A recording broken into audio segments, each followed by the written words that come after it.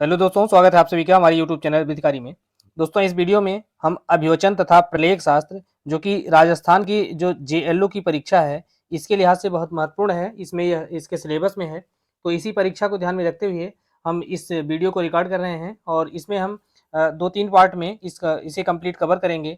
इसमें कुल सीपीसी के जो प्रोविज़न होते हैं, मैक्सिमम प्रोविज़न वही हैं और आपको सीपीसी से जो ऑर्डर्स खास करके वहाँ से संबंधित जो भी प्रश्न हैं वही इसके अंतर्गत पूछे जाते हैं।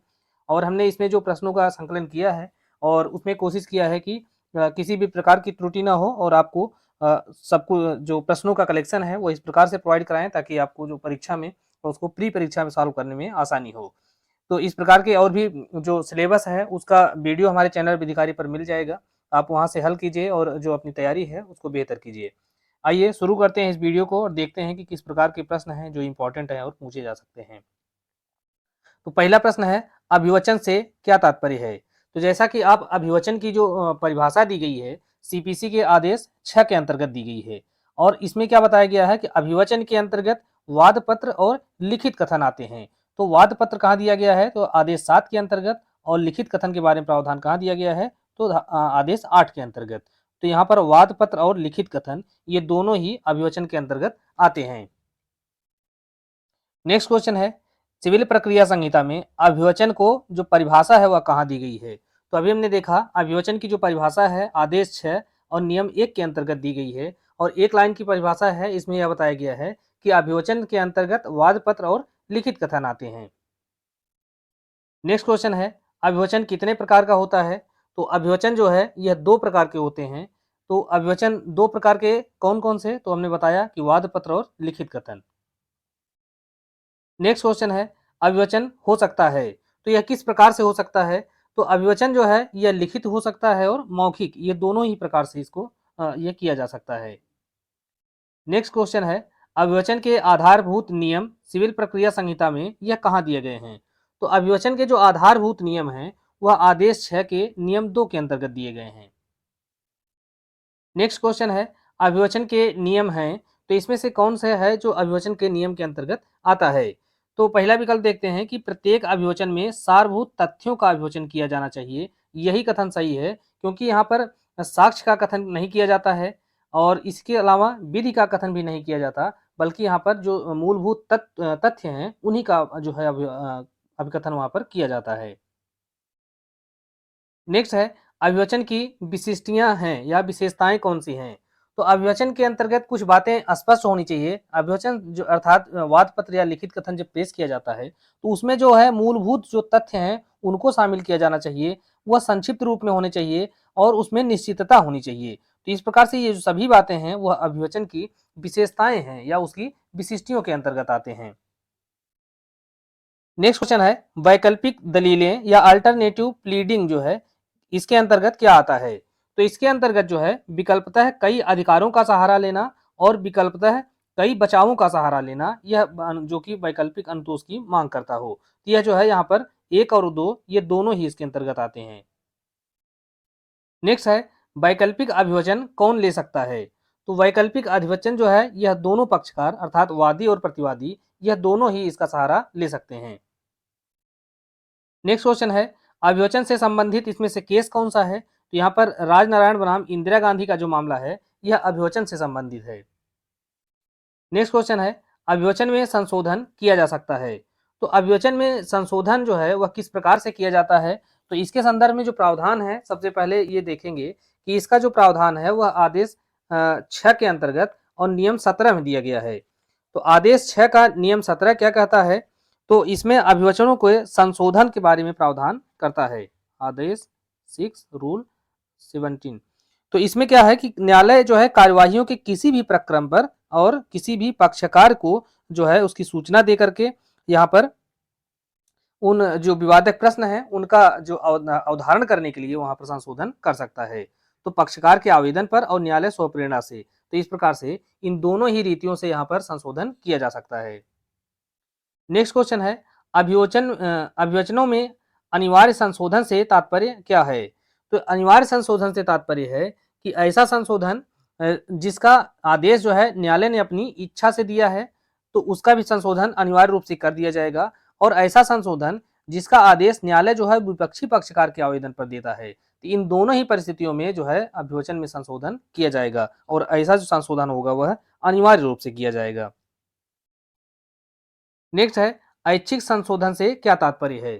तो ऐच्छिक संशोधन से तात्पर्य यह है कि ऐसा संशोधन जो पक्षकारों के द्वारा अपने अभिवचनों में न्यायालय की अनुज्ञा से किया जाता है, अर्थात न्यायालय की अनुमति से जब पक्षकारों के द्वारा अपने अभिवचन में संशोधन किया जाता है तो उसे ही ऐच्छिक संशोधन कहा जाता है। लेकिन इसमें जो महत्वपूर्ण बात यह है कि यहाँ पर न्यायालय की अनुमति से ही किया जाना चाहिए, न्यायालय की अनुमति के बिना यह संशोधन नहीं किया जा सकता है। नेक्स्ट है अभिवचनों में संशोधन करने की अनुमति प्रदान करने का उद्देश्य वाद की बहुलता को टालना है। सर्वोच्च न्यायालय ने यह किस केस में कहा। तो ऐसा जो निर्णय है वह किस केस में दिया गया था। तो निश्चल भाई बनाम वल्लभ भाई बनाम जसवंत लाल का केस था। निश्चल भाई वल्लभ भाई बनाम जसवंत लाल। नेक्स्ट है अभिवचनों में जो संशोधन है यह क्या है, पक्षकार का अधिकार है या न्यायालय का अधिकार है। तो ध्यान रहे कि अभिवचन में जो संशोधन होता है वह न्यायालय का अधिकार है। न्यायालय जबकि वाद की बहुलता को रोकना चाहता है और जो मामले है उसका ठीक तरीके से निस्तारण करना चाहता है और उसके लिए जो आवश्यक संशोधन है वह न्यायालय के द्वारा किया जाता है। अभिवचनों में संशोधन की अनुमति दी जा सकती है। तो संशोधन की अनुमति यह कब दी जाएगी, यह विचारण के प्रक्रम पर, प्रथम अपील के प्रक्रम पर, सेकंड अपील के प्रक्रम पर। तो अर्थात इन सभी प्रक्रमों पर जो है यहाँ पर संशोधन किया जा सकता है, क्योंकि आदेश 6 का जो नियम 17 है उसके अंतर्गत यह बताता है कि अभिवचनों में जो संशोधन होगा वह कार्यवाहियों के किसी भी प्रक्रम पर न्यायालय के द्वारा किया जा सकता है। तो कार्यवाहियों का किसी भी प्रक्रम, तो इसका तात्पर्य विचारण, अपील, सेकंड अपील या किसी भी जो है स्तर से इसका संशोधन किया जा सकेगा। नेक्स्ट क्वेश्चन है न्यायालय संशोधन के आवेदन को इनकार करेगा जब आवेदन देरी से प्रस्तुत किया गया है या अत्यधिक देरी से जो है प्रस्तुत किया गया है। तो इसमें दूसरा विकल्प सही है, जबकि वह बहुत ही अत्यधिक देरी से प्रस्तुत किया जाता है तो वहां पर जो संशोधन का आवेदन है उसको अस्वीकार कर दिया जाएगा। अब इसका जो आवेदन है वह कितने समय के भीतर किया जाना चाहिए, इसके बारे में जो प्रावधान देखेंगे तो यह आदेश 6 के नियम 18 के अंतर्गत दिया गया है, ऑर्डर 6 रूल 18 के अंतर्गत दिया गया है। तो इसमें क्या बताया गया है कि जब संशोधन के लिए आदेश दे दिया जाता है तो ऐसे आदेश की तारीख से 14 दिन के भीतर संशोधन कर लिया जाना चाहिए। अगर ऐसा समय जो है वह बढ़ाया जाता है तो समय किस तहत बढ़ाया जाता है, तो सीपीसी की धारा 148 को देखेंगे तो वहां पर जो है समय बढ़ाया जाता है। तो जब समय बढ़ाया जाता है तो कुल 30 दिन के लिए समय बढ़ाया जाता है। तो अगर विलंब होता है, देरी होती है, तो वह अधिकतम जो है 14 दिन के अंदर उसको संशोधन कर दिया जाना चाहिए और 14 दिन के अंदर नहीं किया जाता है तो ऐसी स्थिति में न्यायालय धारा 148 के तहत उस समय को 30 दिन के लिए और बढ़ा सकता है। लेकिन इस 30 दिन के बाद भी अगर संशोधन नहीं किया जाता है तो वहां पर जो है आवेदन को में संशोधन नहीं किया जा सकेगा, क्योंकि उसको अत्यधिक विलंब माना जाएगा। नेक्स्ट क्वेश्चन है कि न्यायालय जो है वह वाद पत्र में या लिखित कथन में संशोधन की अनुमति नहीं देगा। तो जबकि जैसा प्रस्तावित जो संशोधन है वह इस प्रकार का है कि उससे जो है वह अत्यधिक देरी से उसका आवेदन किया गया है या वह अनावश्यक प्रकृति का है या वह मामले की प्रकृति को बदल देने वाला है, तो इन सभी मामलों में जो है संशोधन की अनुमति न्यायालय के द्वारा नहीं दी जाएगी। नेक्स्ट है किसी वाद में निम्न बातों का होना अनिवार्य है। तो अगर कोई वाद पत्र पेश किया जाता है तो वहां पर कौन कौन सी बातें उसमें शामिल होनी चाहिए। तो वाद पत्र, पहली बात तो ये जानिए कि आदेश 7 के अंतर्गत दिया गया है वाद पत्र के बारे में। तो वाद पत्र के अंतर्गत वाद हेतु होना चाहिए, उसके पक्षकार होने चाहिए, उसकी विषय वस्तु होनी चाहिए और दावाकृत अनुतोष होना चाहिए। तो इन सभी ही बातों का जो है वहां पर शामिल होना चाहिए वाद पत्र में। तो आदेश 7 के नियम 1 को देखेंगे तो उसके अंतर्गत एक विस्तृत बताया गया है कि उसमें कौन कौन सी बातें उसमें अंतर्विष्ट होंगी। नेक्स्ट है वाद हेतु क्या होता है। तो वाद हेतु जो है वह क्या है, तो इसको देखेंगे कि वाद का कारण है, इसे वाद हेतु कहा जाएगा। दूसरी बात यह है कि ऐसे आवश्यक तथ्य जिन्हें वादी को केस में सफलता प्राप्त करने के लिए साबित करना आवश्यक है, तो इसे भी वाद हेतु के अंतर्गत माना जाएगा। और तीसरी बात है कि जिसके आधार पर वादी न्यायालय से उसके पक्ष में किसी निष्कर्ष पर पहुंचने की याचना करता है। तो यह जो सभी बातें हैं यह वाद हेतुक के अंतर्गत आते हैं। नेक्स्ट क्वेश्चन है, वाद हेतुकों के संयोजन के बारे में जो प्रावधान है वह कहाँ किया गया है? तो आदेश 2 का नियम 3 जो है इसके अंतर्गत वाद हेतुकों के संयोजन के बारे में अर्थात joinder of cause of action के संदर्भ में प्रावधान किया गया है। नेक्स्ट क्वेश्चन है, वाद की विरचना के संबंध में प्रावधान कहाँ किया गया है? तो वाद हेतुकों का संयोजन यह आदेश 2 नियम 3 के अंतर्गत दिया गया है और आदेश 2 के अंतर्गत क्या दिया गया है? तो वाद की विरचना के बारे में प्रावधान किया गया है। नेक्स्ट क्वेश्चन है, पक्षकार कितने प्रकार के होते हैं? तो पक्षकार को ऐसे समझें कि पक्षकार सामान्य रूप से 2 प्रकार के होते हैं और इसमें कौन कौन से हैं? पहला वादी हो गया और दूसरा प्रतिवादी हो गया। तो 2 प्रकार के पक्षकार होते हैं। नेक्स्ट क्वेश्चन है, पक्षकार के प्रकार हैं। तो अभी जो पहले वाला क्वेश्चन था उसमें भी पक्षकारों के प्रकार है पूछा है, यहाँ भी पक्षकारों के प्रकार पूछ रहा है। तो अब आपको जो है इसके विकल्पों पर ध्यान रखना होगा, क्योंकि पक्षकार जो है वादी और प्रतिवादी अगर दिया है तो आपको वहां वो लगाना होगा, लेकिन यहाँ पर आवश्यक पक्षकार और उचित पक्षकार पूछा है, तो यह दोनों प्रकार के ही पक्षकार होते हैं। तो जो ये जो है प्रश्न का उत्तर विकल्पों के ऊपर इसके जो है डिपेंड करेगा। नेक्स्ट है, आवश्यक पक्षकार का क्या अर्थ है? तो आवश्यक पक्षकार और उचित पक्षकार ये 2 प्रकार के पक्षकार होते हैं, लेकिन इसमें से जो आवश्यक पक्षकार होता है वह ऐसा पक्षकार होता है कि जो है उसकी अनुपस्थिति में डिक्री पारित नहीं की जा सकती। तो यह बिल्कुल सही है।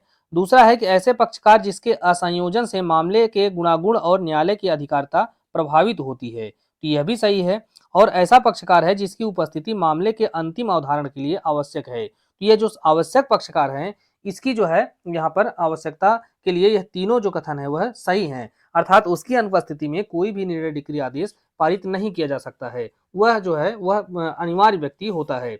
और इसी के संदर्भ में जो प्रावधान है वह आदेश 1 और नियम 9 के अंतर्गत दिया गया है। तो आदेश 1 और नियम 9 के अंतर्गत जो है दूसरा पैराग्राफ यह कहता है कि आवश्यक पक्षकार अगर नहीं है तो वहां पर जो वाद है वह विफल हो जाता है। तो आवश्यक पक्षकार की अनुपस्थिति में जो वाद होगा क्या होगा? विफल हो जाता है। नेक्स्ट है, वाद में आवश्यक पक्षकार न जोड़ने का प्रावधान प्रभाव क्या होता है? तो आवश्यक पक्षकार जोड़ने का प्रभाव यह होगा कि वाद विफल हो जाएगा। नेक्स्ट है, वाद पत्र के आवश्यक भाग हैं। तो वाद पत्र के आवश्यक भाग कौन कौन से हैं? तो इसमें शीर्षक होना चाहिए, वाद पत्र का एक काय होना चाहिए, दावा किया गया अनुतोष होना चाहिए, उसका हस्ताक्षर उस पर पक्षकारों के होना चाहिए और उसे सत्यापित होना चाहिए। तो ये जो सभी बातें हैं वह वाद पत्र के लिए आवश्यक हैं। नेक्स्ट क्वेश्चन है, वाद पत्र के शीर्षक में निम्न में से किस या किन बातों का उल्लेख किया जाता है? तो इसमें न्यायालय का नाम होता है, पक्षकारों का नाम होता है, पक्षकारों का वर्णन और उनका निवास स्थान। तो यह जो सभी बातें हैं यह जो है इसमें होना आवश्यक है। नेक्स्ट क्वेश्चन है, औपचारिक भाग में किस बात का उल्लेख नहीं रहता है? तो वाद का जो औपचारिक हिस्सा है उसमें कौन कौन सी बातें होनी चाहिए और कौन नहीं होनी चाहिए? तो यहाँ पूछ रहा है कि किसका उल्लेख होना आवश्यक नहीं है। तो विषय वस्तु का मूल्य, इसका जो मूल्यांकन है वह आवश्यक है। वाद हेतु जो है कब उत्पन्न हुआ यह भी आवश्यक है। अनुतोष के बारे में यहाँ पर कोई प्रावधान नहीं है, इसका रहना आवश्यक नहीं है। यह प्रदर्शित करने वाले तथ्य कि न्यायालय को उस वाद की सुनवाई करने का जुरिस्डिक्शन है या क्षेत्राधिकार है, तो यह भी उसका आवश्यक तत्व है, लेकिन अनुतोष जो है वहां पर उसका उल्लेख जो है नहीं जरूरी है। नेक्स्ट क्वेश्चन है, वाद पत्र के सारभूत भाग में उल्लेख नहीं रहता है। तो इसमें क्या उल्लेख उसमें नहीं रहता है? तो तथ्यों का कथन जिनसे वाद हेतु गठित होता है इसका उल्लेख आवश्यक है। प्रतिवादी के हित और दायित्व का संदर्भ, इसका भी उल्लेख आवश्यक है। परिसीमा में छूट का दावा संबंधी जो है कोई वहां पर आवश्यकता नहीं होती है। नेक्स्ट क्वेश्चन है, वाद पत्र में अनुतोष की मांग की जा सकती है, तो यह किस प्रकार से की जा सकती है? तो यह सीधे और वैकल्पिक, ये दोनों ही प्रकार से इसकी मांग की जा सकती है। नेक्स्ट क्वेश्चन है, वाद पत्र का सत्यापन किया जाना चाहिए। तो वाद पत्र का जो सत्यापन है वह कैसे होगा? तो इसके बारे में जो प्रावधान है वह आदेश 6 का नियम 15 जो देखेंगे उसी के अंतर्गत दिया गया है। तो आदेश 6 नियम 15 में जो सत्यापन है उसको हम देखते हैं।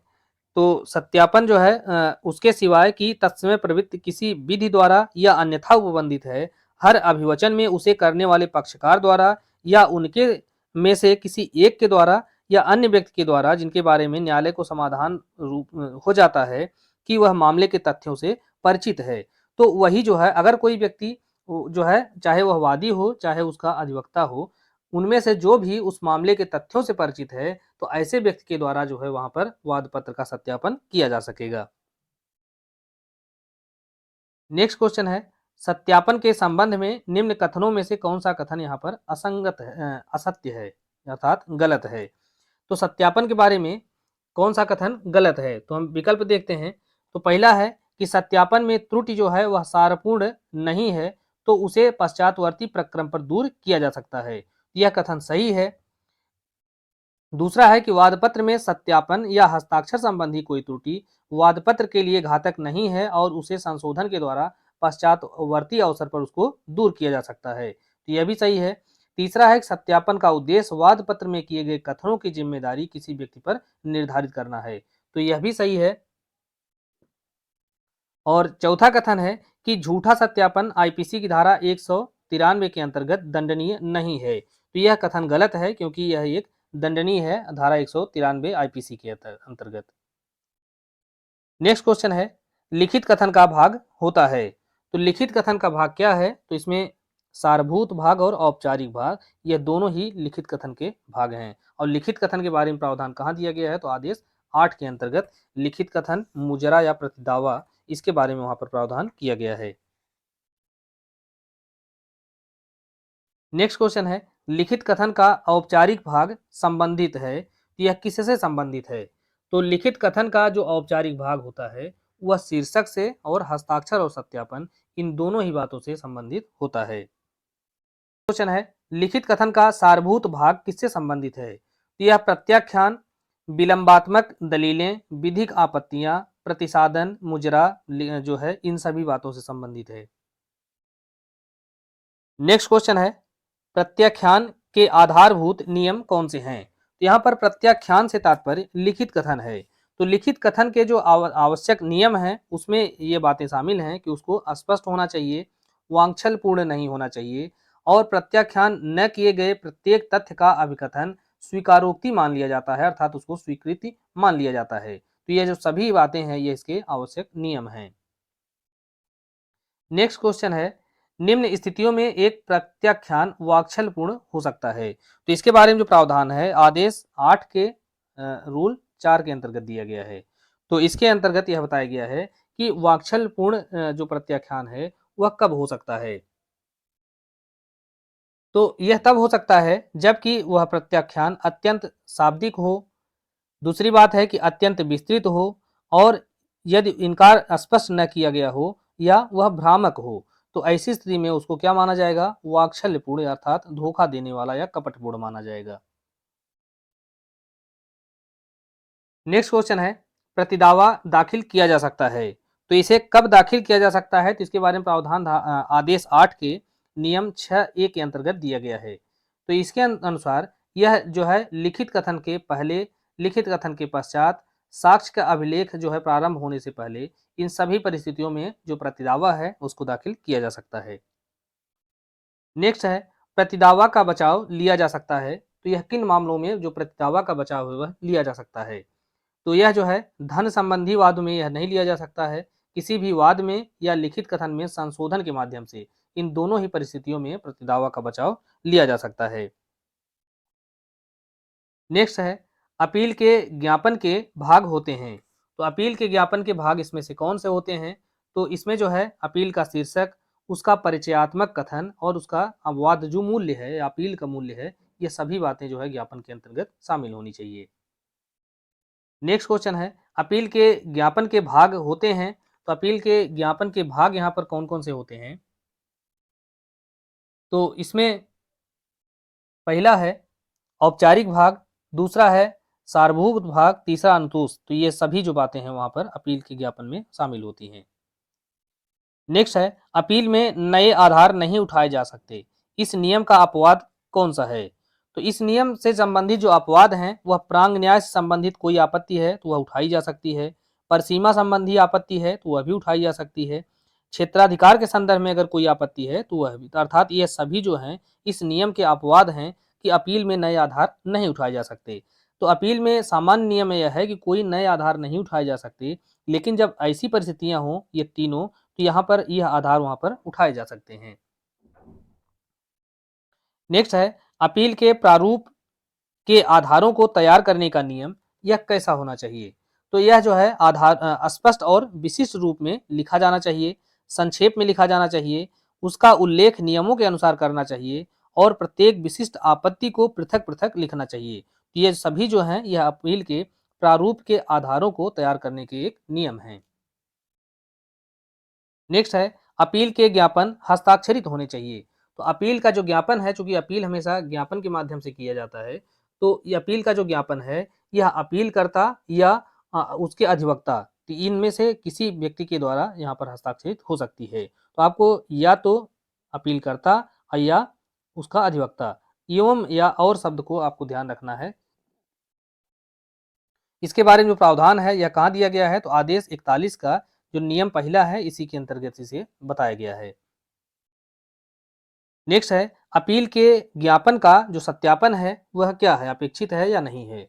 तो अपील के ज्ञापन का सत्यापन जो है अपेक्षित नहीं है, अर्थात यह आवश्यक नहीं है, बल्कि अभिवचन जब किया जाता है तो उसका सत्यापन किया जाना आवश्यक है, अपील के ज्ञापन का सत्यापन आवश्यक नहीं होता है। नेक्स्ट है प्रति अपील किसे कहते हैं। तो प्रति अपील से तात्पर्य है कि जब डिक्री के विरुद्ध दोनों पक्षकार अलग अलग अपील दाखिल करते हैं तो उसे क्या कहा जाता है, प्रति अपील। अर्थात जिसके पक्ष में डिक्री पारित की गई है और जिसके विरोध में डिक्री पारित की गई है, ये दोनों व्यक्ति उस अपील से जो है उस डिक्री से अपील करते हैं तो उसे प्रति अपील कहा जाता है या क्रॉस जो अपील है वो कहा जाता है। नेक्स्ट क्वेश्चन है शपथ पत्र का सत्यापन कौन करता है। तो शपथ पत्र का सत्यापन शपथकर्ता अर्थात जिस व्यक्ति ने शपथ ले रहा है उस दस्तावेज के माध्यम से वही करता है। नेक्स्ट क्वेश्चन है शपथ पत्र का सत्यापन शपथकर्ता कर सकता है, तो वह अपने निजी ज्ञान के आधार पर और प्राप्त सूचना के आधार पर, इन दोनों ही आधारों पर जो है वह इसका सत्यापन करता है। नेक्स्ट है वादियों के रूप में संयोजन से संबंधित नियम का जो प्रावधान है यह कहाँ दिया गया है। तो वादियों के रूप में संयोजन से संबंधित नियम का जो प्रावधान है वह आदेश 1 के नियम 1 के अंतर्गत दिया गया है, अर्थात ऑर्डर 1 रूल 1 के अंतर्गत दिया गया है। और इसी में पूछता है प्रतिवादियों का संयोजन, तो ऑर्डर 1 रूल 3 के अंतर्गत दिया गया है। नेक्स्ट क्वेश्चन है वादियों के रूप में संयोजित किए जाने के लिए जो आवश्यक शर्तें हैं वह कौन कौन सी हैं। तो वादियों के रूप में संयोजित किए जाने के लिए आवश्यक शर्त यह है कि अनुतोष का आधार एक ही कार्य या कार्यों की आवली से उत्पन्न हुआ हो। अगर एक ही कार्य से अगर कोई जो है उत्पन्न होता है दावा या अनुतोष का आधार, तो ऐसे जो वादी हैं उनको एक ही वाद में संयोजित कर लिया जाएगा। दूसरी बात है कि पृथक पृथक वाद लाने पर विधि या तथ्य का एक सामान्य आधार उत्पन्न होता है। अगर यहाँ पर एक ही मामला है और वहाँ पर कई व्यक्ति हैं और सभी शामिल हैं और सभी का जो अनुतोष का आधार है एक ही है, तो सभी जो व्यक्ति हैं वह अलग अलग वाद दायर करते हैं तो उनको क्या किया जाएगा कि एक ही केस में संयोजित कर लिया जाएगा। तो अर्थात इन दोनों ही परिस्थितियों में वादियों को संयोजित किया जा सकता है। नेक्स्ट है क एक तरफ और ख और उसकी पत्नी दूसरी तरफ, दोनों पक्षकारों में विवाद होता है। क उसी समय ख और उसकी पत्नी पर हमला करता है। यहाँ ख और उसकी पत्नी क्या एक ही वाद में संयोजित किए जा सकते हैं, तो हाँ ये दोनों ही एक ही वाद में संयोजित किए जा सकते हैं। तो अब जो है इसको देखेंगे, जो आदेश 1 नियम 1 में बताया गया है कि वादियों के रूप में क्यों संयोजित किया जा सकता है, तो इसमें यह बताया गया है कि एक ही कार्य या समव्यवहार या कार्यों या समव्यवहारों की आवली के बारे में या उससे पैदा होने वाले अंतोष पाने के अधिकार के बारे में जब जो है दो व्यक्ति हैं वह अगर पृथक पृथक वाद लाते तो उनका जो तथ्य का या विधि का जो प्रश्न होता वह सामान्य होता। तो यहाँ पर ख और उसकी पत्नी अगर दोनों ही एक साथ जो है क के ऊपर वाद ले आते तो यहाँ पर वो दावा उनका है अनुतोष का दावा करते तो वह एक ही होता। इसलिए ख और उसकी पत्नी ये दोनों ही वाद में संयोजित किए जा सकेंगे। नेक्स्ट है प्रतिवादियों के संयोजन संबंधी प्रावधान कहाँ दिया गया है? तो आदेश 1 नियम 3 के अंतर्गत प्रतिवादियों के रूप में कौन संयोजित किए जाएंगे, इसके बारे में प्रावधान दिया गया है। और जबकि वादियों के संदर्भ में प्रावधान कहाँ दिया गया है? तो आदेश 1 और नियम 1 के अंतर्गत। नेक्स्ट क्वेश्चन है, न्यायालय संयोजित किए गए प्रतिवादियों के संदर्भ में भी पृथक विचारण का आदेश दे सकता है यदि संयोजन से उलझन या विचारण में विलंब पैदा हो। यह प्रावधान कहाँ दिया गया है? यह जो प्रावधान है आदेश 1 नियम 3 क के अंतर्गत दिया गया है और इसको जो है 1976 में इस प्रावधान को जोड़ा गया है। क्वेश्चन है, किस वाद के अंतर्गत कोई भी वाद पक्षकारों के कुसंयोजन एवं असंयोजन के कारण असफल नहीं होगा? तो ऐसा जो प्रावधान है आदेश 1 नियम 9 के अंतर्गत दिया गया है और नियम 9 के दूसरा जो पैराग्राफ है उसके अंतर्गत लिखा गया है कि यह जो नियम बताया गया है यह आवश्यक पक्षकार के मामलों में या आवश्यक पक्षकार के असंयोजन की स्थिति में लागू नहीं होगा। अर्थात अगर असंयोजन जो है आवश्यक पक्षकार का किया जाता है तो ऐसी स्थिति में वह वाद जो है वह विफल हो जाता है। नेक्स्ट क्वेश्चन है, प्रतिनिधि वाद का उपबंध कौन सी शर्तों के पूरा किए जाने की अपेक्षा करता है? अर्थात प्रतिनिधिवाद जो है वह कब लाया जा सकेगा? तो प्रतिनिधिवाद के संदर्भ में प्रावधान कहाँ दिया गया है? तो सबसे पहले ये जान लीजिए। तो इसके बारे में जो प्रावधान है वह आदेश 1 नियम 8 के अंतर्गत दिया गया है और यहाँ पर प्रश्न पे आते हैं कि कौन सी शर्तों को पूरा किए जाने की अपेक्षा करता है, अर्थात कब जो है प्रतिनिधिवाद लाया जा सकता है? तो जब पक्षकार की संख्या एक से अधिक एवं हो और उनके हित जो है वह सामान्य होते हैं। तो यह जो है पहली शर्त है। दूसरे है कि वाद संस्थित करने से पहले न्यायालय की अनुज्ञा लिया जाना आवश्यक है, यह भी सही है। और तीसरा है कि सभी पक्षकारों को सूचना दिया जाना चाहिए। तो यह सभी जो कथन है वह सही है और ऐसी जब परिस्थितियां बनती हैं तो वहां पर एक व्यक्ति के द्वारा अन्य व्यक्तियों की ओर से उनके प्रतिनिधि के रूप में वहां पर वाद लाया जा सकेगा। नेक्स्ट क्वेश्चन है, पक्षकारों या वाद हेतुकों के कुसंयोजन और असंयोजन के कारण जिससे मामले के गुणागुण या न्यायालय की अधिकारिता पर प्रभाव नहीं पड़ता है, कोई डिक्री अपील में न तो उल्टी जाएगी और न कोई उसमें फेरफार किया जाएगा और न ही मामला जो है अपील में प्रतिप्रेषित किया जाएगा। यह जो प्रावधान है यह कहाँ वर्णित है? अर्थात इसके संदर्भ में जो प्रावधान है यह कहाँ दिया गया है? तो इसके संदर्भ में जो प्रावधान है वह आदेश के अंतर्गत तो नहीं दिया गया है बल्कि इधर धारा के अंतर्गत दिया गया है। तो धारा 99 के देखेंगे तो 99 में यह बताया गया है कि पक्षकारों के वाद हेतुकों के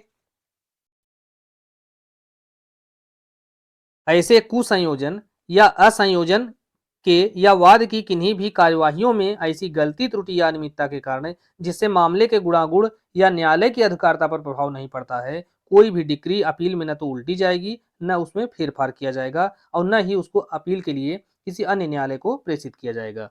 तो धारा 99 के अंतर्गत ऐसा प्रावधान दिया गया है। नेक्स्ट क्वेश्चन है, असंयोजन या कुसंयोजन के बारे में आक्षेप जो है यह यथासंभव शीघ्रतम अवसर पर किया जाएगा, ऐसा जो है वर्णन कहाँ दिया गया है या यह जो है किस आदेश के अंतर्गत दिया गया है? तो इसे जो है आदेश 1 के नियम 13 के अंतर्गत दिया गया है। इसमें यह बताया गया है कि पक्षकारों के असंयोजन या कुसंयोजन के आधार पर सभी आक्षेप यथासंभव प्रथम अवसर पर, पहली बात। दूसरी बात, विवादक स्थिर किए जाने से के समय या उससे पहले किए जाएंगे। तो यही जो प्रावधान है आदेश 1 नियम 13 में दिया गया है। नेक्स्ट है, आदेश 1 नियम 8 में वर्णित प्रतिनिधिवाद के संदर्भ में एक हित से क्या तात्पर्य है? तो अगर कई व्यक्तियों का एक ही हित है तो ऐसी स्थिति में सबकी तरफ से एक व्यक्ति प्रतिनिधिवाद ला सकता है। तो उसमें जो है उनका हित जो है वह सामान्य होना चाहिए। तो सामान्य और समान के अंतर्गत बहुत अंतर है। तो सामान्य से तात्पर्य है कि कई व्यक्ति हैं और वह एक तरह से जुड़े हुए हैं और उनका जो हित है वह सामान्य है। जैसे हमने उदाहरण में देखा कि ए का बी प्लस उसकी वाइफ सी के साथ झगड़ा होता है और ए जो है इन दोनों को पीटता है। तो ऐसी स्थिति में जो बी और सी हैं इनका सामान्य हित है और वो दोनों ही ए से पीड़ित हैं और एक ही समव्यवहार में पीड़ित हैं, एक ही लड़ाई के दौरान पीड़ित हैं। तो इसलिए जो है यहाँ पर यह दोनों ही इसके ऊपर वाद ला सकते हैं या सी की तरफ से बी वाद ला सकता है, प्रतिनिधिवाद। और बी और सी ये दोनों ही एक ही वादी के रूप में यहाँ पर जो है संयोजित किए जा सकेंगे। नेक्स्ट है उचित पक्षकार से क्या तात्पर्य है। तो जैसा कि हमने देखें कि उचित पक्षकार एक होता है और एक आवश्यक पक्षकार होता है। तो आवश्यक पक्षकार ऐसा व्यक्ति होता है जो कि अगर वह मामले में अनुपस्थित है तो ऐसी स्थिति में वहां पर न्यायालय डिक्री पारित नहीं कर सकता है। लेकिन उचित पक्षकार क्या है कि ऐसा पक्षकार जिसकी उपस्थिति वाद के निपटारे के लिए नितांत आवश्यक नहीं होती है, उसकी अनुपस्थिति में भी वहां पर निर्णय दिया जा सकता है, यह हो गया उचित पक्षकार। लेकिन आवश्यक पक्षकार यह है कि अगर वह हाजिर नहीं होता है तो वहां पर डिक्री पारित नहीं की जा सकती है। नेक्स्ट है प्रतिनिधिवाद से संबंधित प्रावधान सीपीसी के कहा किस आदेश के अंतर्गत दिया गया है। तो आदेश 1 नियम 8 के अंतर्गत दिया गया है। नेक्स्ट क्वेश्चन है सत्य कथन बताइए। तो कथन है कि कोई व्यक्ति एक ही हित में सभी अन्य व्यक्तियों की ओर से वाद ला सकेगा। तो अन्य व्यक्तियों की ओर से प्रतिनिधि के रूप में वाद ला सकेगा कोई व्यक्ति, तो कब ला सकेगा, जबकि ऐसी अनुमति जो है वह न्यायालय के द्वारा दी जाती है। प्रतिनिधिवाद में हितबद्ध सभी व्यक्तियों को वाद संस्थित किए जाने की जो सूचना है वह कैसे दी जाएगी। तो वाद संस्थित किए जाने की जो सूचना है वह वादी के खर्चे पर दी जाएगी। ऐसा जो प्रावधान है आदेश 1 नियम 8 के खंड 2 के अंतर्गत दिया गया है। नेक्स्ट क्वेश्चन है प्रतिनिधिवाद पर प्रांग न्याय के संबंध में कौन सा कथन सही है। तो पहला है कि प्रतिनिधिवाद पर प्रांग न्याय लागू नहीं होता, तो यह गलत है क्योंकि प्रतिनिधिवाद पर भी प्रांग न्याय का सिद्धांत लागू होता है। दूसरा है प्रतिनिधिवाद पर प्रांग न्याय लागू हो सकता है और नहीं भी, तो यह भी गलत है क्योंकि इस पर लागू होता है। इसके बारे में प्रावधान कहाँ दिया गया है। तो धारा 11 का जो स्पष्टीकरण 6 है वह बताता है कि जो प्रांग न्याय का सिद्धांत है वह प्रतिनिधिवाद पर भी लागू होता है। नेक्स्ट है प्रतिनिधिवाद के लिए सत्य कथन बताइए। तो सत्य कथन इसमें कौन सा है। तो पहला है प्रतिनिधिवाद के लिए अनेक व्यक्ति होने आवश्यक नहीं है, तो यह गलत है क्योंकि इसमें अनेक व्यक्ति होंगे तभी उनकी तरफ से कोई व्यक्ति प्रतिनिधि बन सकता है। दूसरी बात है कि सामान्य हित आवश्यक नहीं है, तो यह भी गलत है, सामान्य हित यहाँ पर आवश्यक होता है। प्रतिनिधिवाद के लिए न्यायालय की अनुमति जो है आवश्यक नहीं है, तो यह भी गलत है क्योंकि बिना न्यायालय की अनुमति के प्रतिनिधिवाद दायर नहीं किया जा सकता।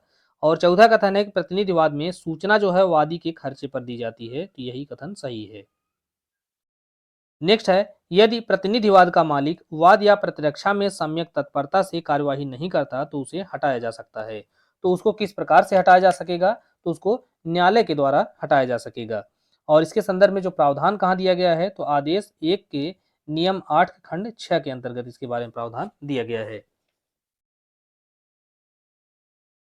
नेक्स्ट है प्रतिनिधिवाद में वाद लाने वाले व्यक्ति के विरुद्ध या उसके पक्ष में पारित डिक्री अन्य किसी हितबद्ध पक्षकारों पर आबद्धगर होगी। तो इस पर विचार कीजिए, इसमें कौन सा कथन सही है। तो इसमें जो है प्रतिनिधिवाद के मामले में वाद लाने वाले व्यक्ति के विरुद्ध या उसके पक्ष में पारित डिक्री अन्य किसी हितबद्ध पक्षकारों पर आबद्ध होती है, यह कथन सही है। नेक्स्ट क्वेश्चन है प्रतिनिधिवाद में प्रतिनिधि के वाद हेतु वही हैं यह साबित करना आवश्यक नहीं है। तो ऐसा जो कथन है यह सही है क्योंकि अगर प्रतिनिधिवाद दाखिल किया गया तो वहां पर यह आवश्यक नहीं है कि इस बात को भी साबित किया जाए कि जो प्रतिनिधि हैं उनका जो समान हित है, अर्थात वाद हेतु में उस मामले में उस विवाद में सभी व्यक्तियों का हित एक समान है, इस बात को साबित करना आवश्यक नहीं होता है। नेक्स्ट है निम्नलिखित में से कौन सा सुमेलित नहीं है। तो पहला है अंतराभिवाचीवाद, इसके बारे में आदेश 35 में प्रावधान दिया गया है। अकिंचन या निर्धनवाद, तो इसके बारे में प्रावधान आदेश 33 के अंतर्गत दिया गया है, तो यह भी सुमेलित है। प्रतिनिधिवाद के बारे में प्रावधान आदेश 9 में नहीं दिया गया है बल्कि आदेश 1 के नियम 8 में दिया गया है, तो यही जो है सुमेलित नहीं है। और रिसीवर की नियुक्ति के बारे में भी प्रावधान आदेश 40 में दिया गया है, तो यह भी सुमेलित है।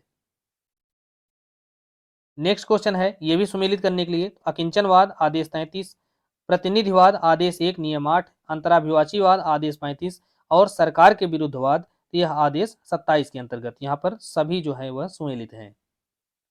नेक्स्ट है क्या न्यायालय के निर्देश के द्वारा किसी हितबद्ध व्यक्ति को किसी वाद में वाद लाने या प्रतिरक्षा के लिए नियुक्त किया जा सकता है।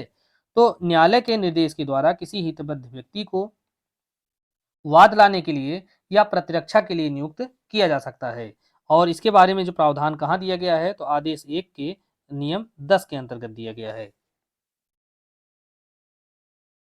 नेक्स्ट है प्रतिनिधिवाद के अंतर्गत अन्य हितबद्ध व्यक्तियों पर सूचना की तामील से संबंधित जो प्रावधान है वह कहाँ दिया गया है, किसके अंतर्गत दिया गया है, तो आदेश 1 नियम 8 उपनियम 2, तो इसी के अंतर्गत यह बताया गया है कि जो है हितबद्ध व्यक्तियों पर जो है सूचना की तामील की जाएगी, और सूचना की जो तामील है वह कैसे की जाएगी, तो वादी के खर्चे पर की जाएगी।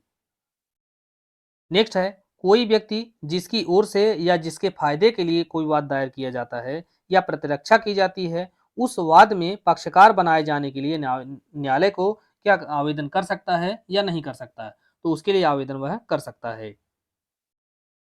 नेक्स्ट है सीपीसी के आदेश 1 नियम 8 का उद्देश्य वाद कारण द्वारा प्रभावित होने के लिए संभाव्य व्यक्तियों को सूचना देना होगा। यह किस वाद में धारण किया गया, तो यह जो है जो केस है, केस का नाम वी पुरुषोत्तम राव बनाम भारत संघ का है। तो यहाँ पर नेक्स्ट क्वेश्चन देखते हैं, सही उत्तर बताइए। तो प्रतिनिधिवाद में पारित डिक्री यह आबद्ध कर होती है, तो किस पर आबद्ध कर होगी, तो जिनके फायदे के लिए वाद संस्थित किया गया और जिनकी ओर से प्रतिरक्षा की गई उस मामले में, इन दोनों ही व्यक्तियों पर यह बाध्यकारी होता है। इसके बारे में प्रावधान कहाँ दिया गया है, तो आदेश 1 नियम 8 और खंड 6 के अंतर्गत यह प्रावधान दिया गया है। नेक्स्ट है प्रतिनिधिवाद में जो डिक्री पारित होती है वह आबंधकर होती है, तो यही प्रावधान आदेश 1 नियम 8 उपनियम 6 में है। नेक्स्ट है आवश्यक पक्षकार के असंयोजन के आधार पर वाद विफल हो जाता है, तो यह जो प्रावधान है यह कहाँ दिया गया है, तो ऐसा जो प्रावधान है आदेश 1 नियम 9 के अंतर्गत दिया गया है कि आवश्यक पक्षकार के असंयोजन के कारण जो वाद है वह क्या होगा, विफल हो जाएगा। नेक्स्ट क्वेश्चन है नए वादी या प्रतिवादी का या गलत वादी प्रतिवादी का नाम जोड़े जाने या काटे जाने की शक्ति न्यायालय को किस प्रावधान के तहत प्राप्त है, तो ऐसी जो शक्ति है वह आदेश 1 नियम 10 के अंतर्गत वहां पर न्यायालय को प्राप्त है। नेक्स्ट क्वेश्चन है न्यायालय विवाद के वास्तविक विषय के अवधारण के लिए वादी के रूप में किसी अन्य व्यक्ति को जोड़ सकेगा, तो अन्य व्यक्ति को कब जोड़ सकेगा, तो इसके संदर्भ में जो प्रावधान हमने देखा कि आदेश 1 नियम 10 के अंतर्गत जो दिया गया है वहां पर नाम जोड़ सकता है या नाम को काट सकता है, तो ऐसा जो है वाद के किसी भी प्रकरण पर वह कर सकता है। नेक्स्ट है पक्षकारों के कुसंयोजन या असंयोजन के बारे में आक्षेप कब किया जा सकता है, तो आक्षेप जो है यह कब किया जा सकता है, तो इसके बारे में प्रावधान जो है आदेश 1 और नियम 13 के अंतर्गत दिया गया है। तो ऐसा जो है यथासंभव शीघ्रतम अवसर पर जो विवादक स्थिरीकरण करते समय या उसके पहले, तो इन सभी परिस्थितियों में उसको आक्षेप को किया जा सकता है। नेक्स्ट है सही सुमेलित करने के लिए, तो इसमें से पूछ रहा है कि कौन सा सही सुमेलित है या नहीं है, तो इसमें से पुनर्विलोकन के बारे में प्रावधान आदेश 47 में, निर्देश के बारे में प्रावधान आदेश 46 में, प्रतिनिधिवाद के बारे में आदेश 1 नियम 8 के अंतर्गत और निर्धन या अकिंचनवाद आदेश 33 के अंतर्गत, तो ये जो है सभी ये जो कथन है वह सुमेलित हैं। नेक्स्ट है सिविल प्रक्रिया संहिता को बड़े पैमाने पर संशोधित किया गया, जिसके अंतर्गत प्रतिनिधिवाद से संबंधित प्रावधान को भी संशोधित किया गया, तो यह कब संशोधित किया गया था, तो 1976 का जो अमेंडमेंट है वो बहुत इंपॉर्टेंट था, उसमें सीपीसी में व्यापक पैमाने पर संशोधन किया गया था। नेक्स्ट है वाद की रचना में निम्नलिखित में से क्या आवश्यक नहीं होता है, तो वाद की विरचना में मुकदमे का शीघ्र निपटारा इसकी ऐसा कोई वहां पर जिक्र नहीं किया गया है, इसके बारे में आदेश 2 के अंतर्गत प्रावधान किया गया है। और आदेश 2 का जो नियम 1 है इसी में स्पष्ट किया गया है कि जो वाद की रचना है उसके लिए आवश्यक यह है कि समस्त वादग्रस्त विषय का जो है वहां पर निपटारा होना चाहिए और विनिश्चय के लिए एक आधार होना चाहिए, लेकिन शीघ्र निपटारा के संदर्भित कोई प्रावधान नहीं है। नेक्स्ट है आदेश 2 नियम 2 का संबंध इसमें से किससे नहीं है, तो इसमें से दावे के किसी भाग के त्याग से संबंधित है, साशय त्याग के देने से संबंधित है और संपूर्ण भाग के त्याग, तो इसी से कोई वहां पर संबंध नहीं है। नेक्स्ट क्वेश्चन है जहां वाद हेतु संयोजित किए जाते हैं वहां वाद के संबंध में न्यायालय की अधिकारिता संकलित विषय वस्तुओं की उस रकम या मूल्य पर निर्भर करेगी जो वाद में उल्लिखित है, तो ऐसा उल्लेख नहीं है, पश्चातवर्ती अवसर पर दर्शित की गई है, तो इसके बारे में भी वहां पर कोई जो है जिक्र नहीं है। तीसरा है कि वाद की तारीख पर उल्लिखित है, तो ऐसा भी कोई आवश्यकता नहीं है। चौथा सही है कि वाद विषय संस्थित किए जाने की तारीख पर जो मूल्य है उसी पर वह निर्भर करता है। नेक्स्ट है एक वादी, एक प्रतिवादी और कई वाद हेतु के संदर्भ में क्या सत्य है। अगर एक वादी है और एक प्रतिवादी है और कई वाद हेतुक हैं, तो ऐसी स्थिति में विभिन्न वाद हेतुकों को एक ही वाद में संयोजित किया जा सकेगा, तो पहला विकल्प सही है। नेक्स्ट है जहां दो या अधिक वादी हैं और दो या अधिक वाद हेतुक हैं, तो वहां पर जो नियम है वह क्या लागू होगा। तो ऐसी स्थिति में यह नियम लागू होगा कि ऐसे वाद हेतुकों को एक ही वाद में संयोजित कर लिया जाएगा, और इसके बारे में प्रावधान आदेश 2 और नियम 3 के अंतर्गत दिया गया है। नेक्स्ट क्वेश्चन है जहां केवल एक ही वादी हो और दो या अधिक प्रतिवादी और दो या अधिक वाद हेतुक हैं, तो ऐसी स्थिति में क्या होगा। तो ऐसी स्थिति में जो वादी हैं उन प्रतिवादी गणों के विरुद्ध कई वाद हेतुकों को संयोजित कर सकता है। जहां केवल एक ही वाद हेतुक है, तो ऐसी स्थिति में वाद बाहुल्य हो ही नहीं सकता, क्योंकि वाद हेतुक एक ही है। नेक्स्ट है अचल संपत्ति के प्रत्युद्धरण के लिए जो उपबंध है वह कहाँ किया गया है। तो अच्छा, स्थावर संपत्ति या अचल संपत्ति के प्रत्युद्धरण के लिए कुछ दावों का संयोजित किया जाना या उसके संयोजन के संदर्भ में जो प्रावधान है आदेश 2 नियम 4 के अंतर्गत दिया गया है। नेक्स्ट है आदेश 3 नियम 1 के अंतर्गत पक्षकारों की उपस्थिति के संबंध में उपबंध किया गया है। तो इसके अनुसार न्यायालय में आवेदन किया जा सकता है। तो पक्षकारों की उपस्थिति के संदर्भ में जो आवेदन है वह किसके द्वारा किया जा सकेगा। तो यह स्वयं पक्षकार के द्वारा, उसके मान्यता प्राप्त अभिकर्ता के द्वारा या उपसंजात व आवेदन करने वाले अधिवक्ता के द्वारा। तो इनमें से किसी भी व्यक्ति के द्वारा आवेदन किया जा सकेगा। नेक्स्ट क्वेश्चन है निम्नलिखित में से कौन मान्यता प्राप्त अभिकर्ता नहीं है। तो पहला है मुख्तारनामा धारण करने वाला व्यक्ति, यह इसके अंतर्गत आता है। अन्य प्राधिकृत व्यक्ति और सरकार के द्वारा प्राधिकृत व्यक्ति, यह तीनों ही व्यक्ति जो है वह मान्यता प्राप्त अभिकर्ता हैं, लेकिन कोई भी अन्य व्यक्ति यह मान्यता प्राप्त अभिकर्ता नहीं हो सकता है। नेक्स्ट है मान्यता प्राप्त अभिकर्ता पर की गई तामील इस प्रकार से प्रभावी होगी मानो वह जो तामील है वह किस पर की गई है, तो स्वयं पक्षकार पर की गई है। और इसके बारे में प्रावधान कहाँ दिया गया है, तो आदेश 3 और नियम 3 के अंतर्गत यह प्रावधान दिया गया है। नेक्स्ट क्वेश्चन है गलत उत्तर बताइए। तो प्लीडर की नियुक्ति कब तक के लिए की जाती है। तो इसमें से जो गलत कौन सा है, अर्थात कब तक के लिए वह नहीं की जा सकती, ये प्रश्न पूछा जा रहा है। तो प्लीडर की नियुक्ति जो है वह कब के लिए की जा सकती है। तो पहला देखेंगे कि जब तक न्यायालय की इजाजत से लेख के द्वारा उसको पर्यवसित न कर दी जाए, तो यह कथन सही है और हमसे पूछ रहा है गलत उत्तर कौन सा है। दूसरा है कि जब तक प्लीडर या मुवक्किल की मृत्यु न हो जाए, तो यह भी सही है। तीसरा है कि जब तक कि प्लीडर द्वारा उसको वापस न ले लिया जाए, तो यही जो कथन है वह उत्तर है वह सही नहीं है। और चौथा है कि जब तक कि उस मुवक्किल से समस्त कार्यवाहियों का अंत न हो जाए, तो यह भी सही है। तो इस प्रकार से यहाँ पर केवल तीसरा विकल्प सही नहीं है। नेक्स्ट है प्लीडर की नियुक्ति के संबंध में गलत उत्तर का चयन कीजिए।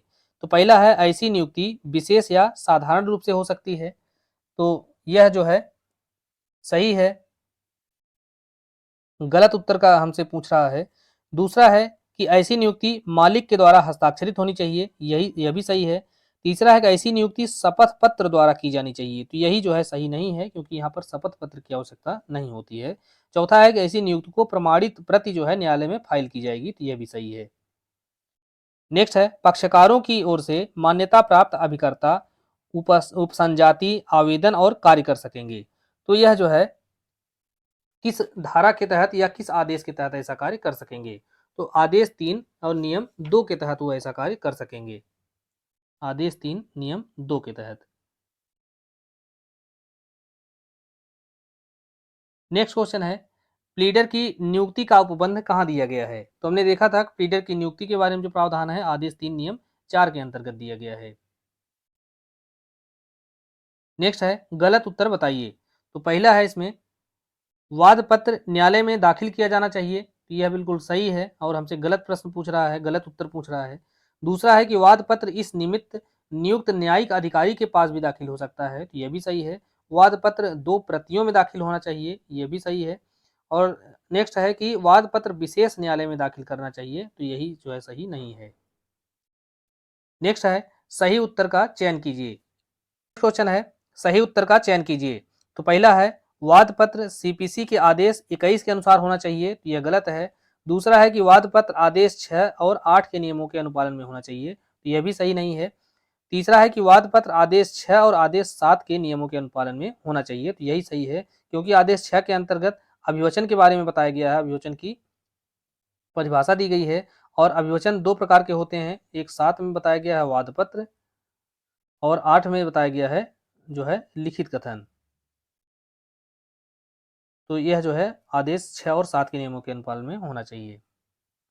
नेक्स्ट क्वेश्चन है गलत उत्तर का चयन कीजिए। तो इसमें पहला है न्यायालय वादों की प्रविष्टि सिविल वादों के रजिस्टर में दर्ज कराएगा, ये सही है। दूसरा है कि ऐसी प्रविष्टियां हर वर्ष उसी क्रम में संख्यांकित होंगी, यह भी सही है। और तीसरा है कि ऐसी प्रविष्टियां उच्च न्यायालय के द्वारा पर्यवेक्षित की जा सकेंगी, तो ऐसा कोई वहां पर जो है प्रावधान नहीं किया गया है। तो दोस्तों इस प्रकार से इसमें हमने 100 प्रश्नों को सॉल्व किया है, और इसका नेक्स्ट पार्ट भी जल्दी लाएंगे और कोशिश करेंगे कि अधिक से अधिक प्रश्न आपको हम प्रोवाइड करा दें, जिससे आप जेएलओ की परीक्षा खास करके आसानी से क्वालिफाई कर सकें।